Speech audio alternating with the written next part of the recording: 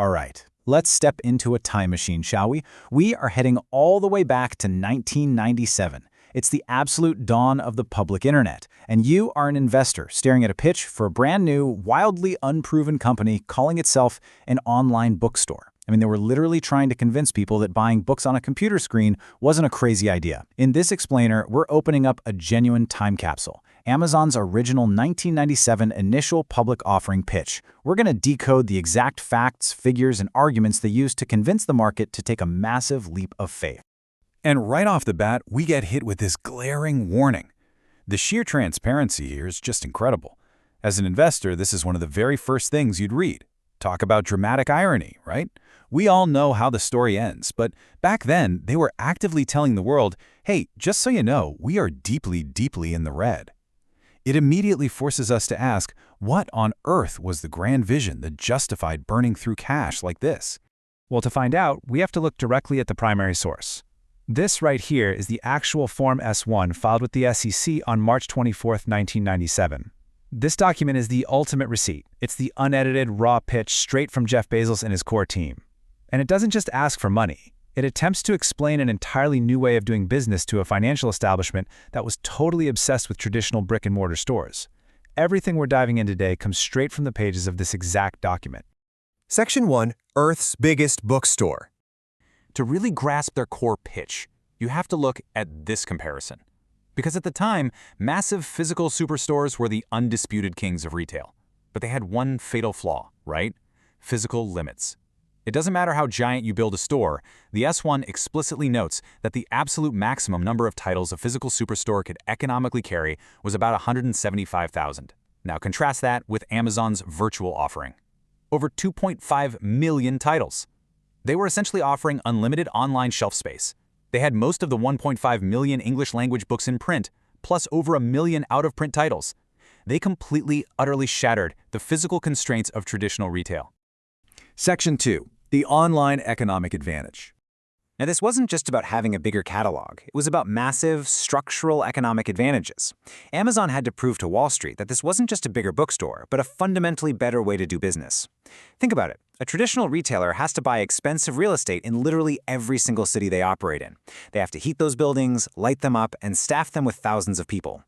Amazon argued that by serving the entire globe through highly centralized distribution, they could drastically reduce personnel, skip the expense of retail real estate entirely, and achieve ridiculously high inventory turnover.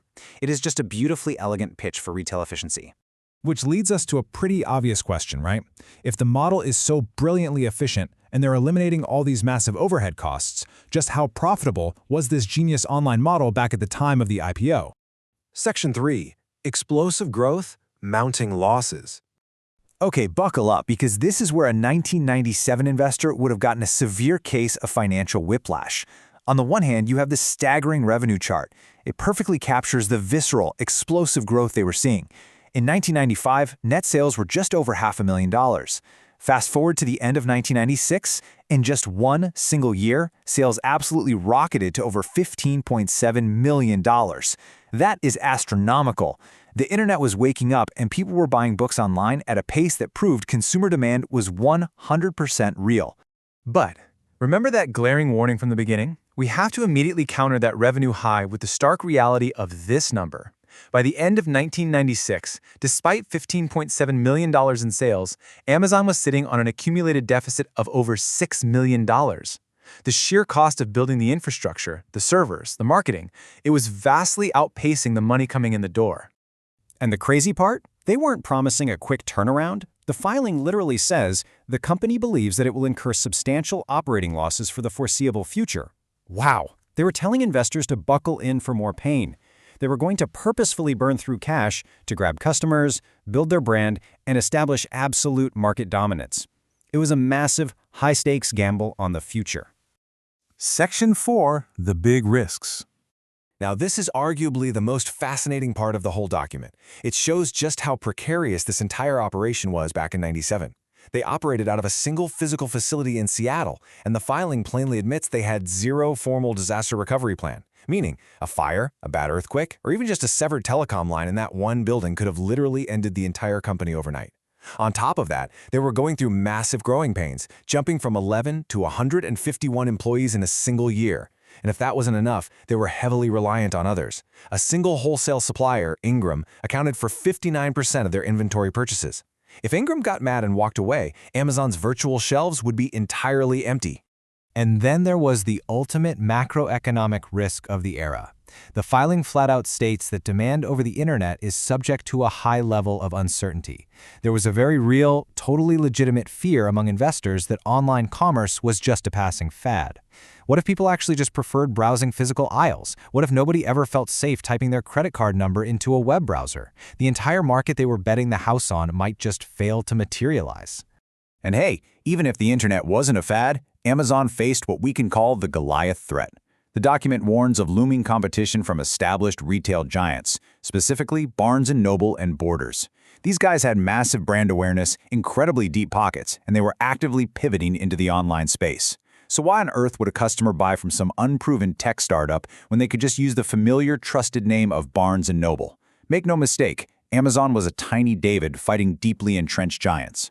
Section 5. The Blueprint for a Behemoth. But here's the thing.